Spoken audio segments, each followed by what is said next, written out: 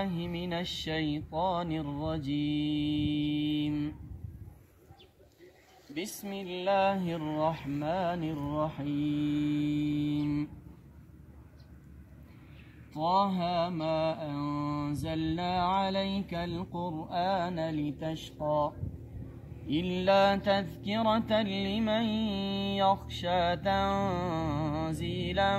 ممن خلق الأرض والسماوات العلى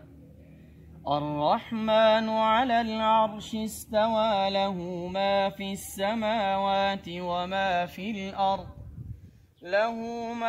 السماوات وما في الأرض وما بينهما وما تحت الثرى وإن تجهر بالقول فإنه يعلم السر وأخفى الله لا إله إلا هو له الأسماء الحسنى.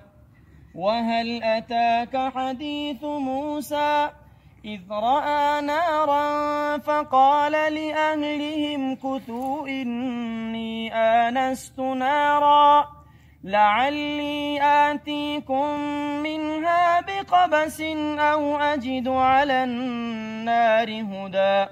فلما أتاها نودي يا موسى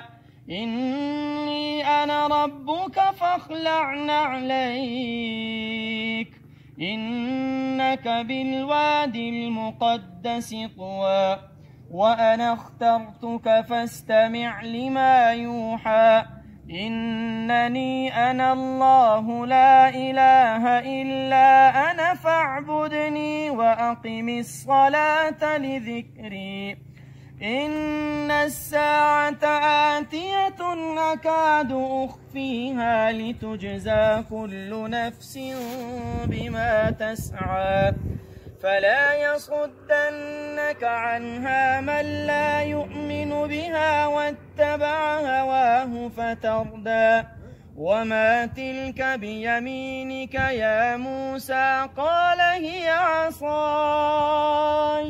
أتوكأ عليها وأهش بها على غنمي ولي فيها مآرب أخرى قال ألقها يا موسى فألقاها فإذا هي حية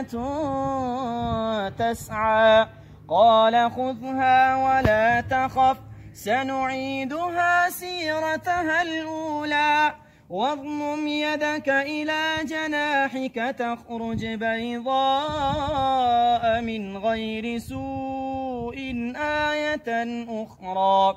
لنريك من آياتنا الكبرى اذهب إلى فرعون إنه طغى قال رب اشرح لي صدري ويسر لي أمري واحلل عقدة